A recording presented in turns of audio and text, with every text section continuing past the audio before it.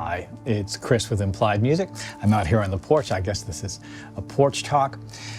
Did you ever kind of say to yourself, how did I get here? Like the David Byrne song lyric.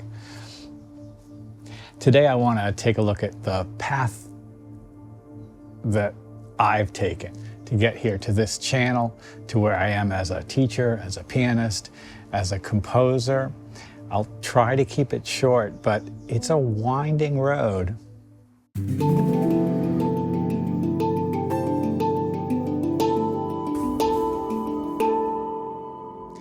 I know from the demographics of the channel that many of the subscribers and viewers are considerably younger than I am. I'm 64. And that's long enough so that I've done a bunch of different things as a musician. But let's talk a little bit about where I am now. I spend most of my time teaching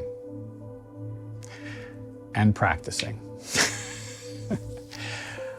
Over the years, the 10,000 hour thing has come and gone for me, probably a couple of times. And that's totally fine. I think that to really understand yourself as a musician, as an artist, probably as a person, there's a considerable amount of what my teacher called butt plus chair, or just punching the clock on disciplined study and practice. And I've tried to do that. I've had wonderful teachers. I've had plenty of practice time. When I began as a pianist, I was 13. It was late, right? And when I started playing music, I thought, geez, this is the hardest thing I've ever done. And of course, that was attractive. My affection and love for music was the thing that drove me into playing and trying to figure it out. I don't have a natural ear. I don't have a natural inclination to perfect pitch or being able to just pick things out right away. Man, I have to work at it. I have to work hard at it. Read books, listen, transcribe. And so through high school, when I studied, played in the jazz band, sang in the chorus, through college, which my undergraduate degree is in electronic music composition, I always sort of felt like I was less than. I could measure myself against musicians, my peers, theoretically, who I felt were much better at it than me. And that was always a bit of a burden, and looking back on it, I wish that I hadn't judged myself so harshly, because the truth was, I always had something that was uniquely mine, and still do, and I hope that you realize you have something that's uniquely yours. College, I learned to play piano for dance class, and it changed my life. I remember the first time I played for a dancer, I realized this is what I've been missing. It was like, and playing classes wasn't a bad job. I made basically enough money to put myself through college playing dance classes. Crazy, right? Still thinking I'm a bad pianist the whole time. And after school, when I moved to New York, I had in my head that, man, I just wasn't a good enough pianist. So I played guitar in a couple of bands, and it was fun, you know. Fiction music did pretty well. We had kind of a good time playing music. We'd do some keyboard work. I play guitar, write some songs, do some gigs. And those were the days in the 80s in New York, right? Can you imagine it, the big hair? Well, I put down the piano for the longest time, to the point where my girlfriend at the time, who, you know, I later married, had never heard me play piano. And then one day in this apartment in Greenpoint, where at that time it was a pretty rough neighborhood in Brooklyn, there happened to be a piano down there, and I was sitting down playing, and she came downstairs and she was like, "You can play the piano." That sort of turned it around for me. And I realized I'd been pushing aside something that was so about myself, and I sort of vowed not to do that again. Late 80s, and moved to the Bay Area and picked up again where I was before playing dance classes. I had some students, but I played gigs and I taught at San Francisco State University. Little piano in a little apartment, tiny little studio, writing music for ads, for public TV, for Pacific Gas and Electric, things like that. Basically building my studio chops, building my composing to video chops. And then kind of it all stopped because we moved back to Boston, and I became principal pianist for the school at Boston Ballet, which was a great job, but man, I was so underqualified because I still wasn't a very good reader. I could improvise my way around anything.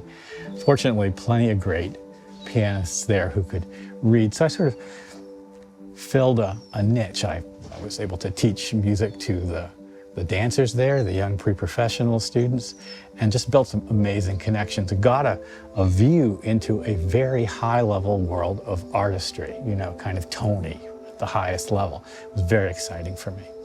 To the point where I began to think of myself as an artist in a classical sense instead of as a scrambling with my fingernails at the edges of something sense. If you follow me, you understand the difference? Really is different. By now I'm in my 30s, and my wife and I moved back to Berkeley, where I've lived ever since. And since moving here, I've done exactly the same kind of thing, gradually developing and changing and reorienting myself. I moved from the dance and ballet world into the theater world. This happened about 25, 30 years ago. And I've done now hundreds of sound designs and, you know, sort of composition palettes for theater, incidental music, background music, scene changes, things like that, as well as writing musicals, both kids musicals and adults. And even that, I have to say, was some sort of weird compromise now, as I see it looking back.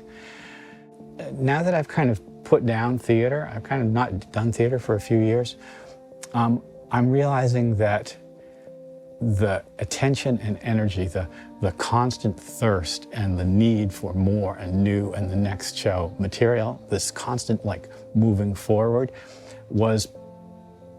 it prevented me from focusing on developing a very clear concept, from honing a craft that was individual, because every show is different. Every script requires a completely different setting.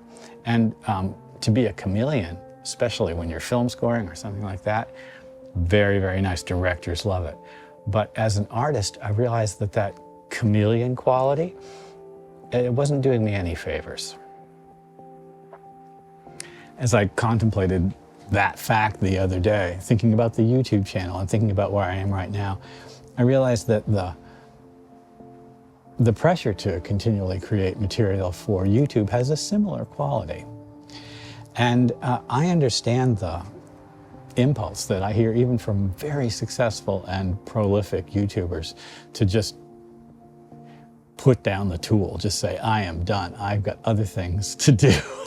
I want to reorient back towards myself, and I want to encourage you, if you've made it this far into this video, to consider the ways that you've made a deal with yourself to do something that might be a compromise. I don't want to talk too long, but I just listened to Rick Beato talking about the AI, the music that he's been hearing, and his concerns, and maybe they're not, wrong, that the general public's consumption of artificially generated music will eventually push out composers and performers from maybe the recorded music world. And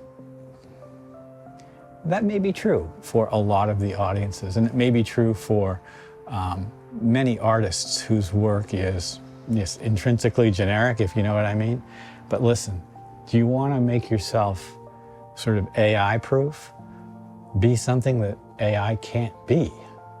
Be yourself. That's the only job that somebody else can't do.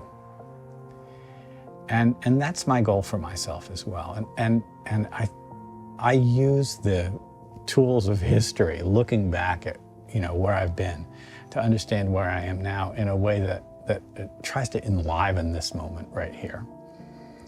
Well, what I wish for you is that you can be the musician that is just most wholly you. What's really so for you. There's a great need for what you have to give. Well, where am I now? I'm on the porch. I hope this has been useful. Like and subscribe and ding the bell.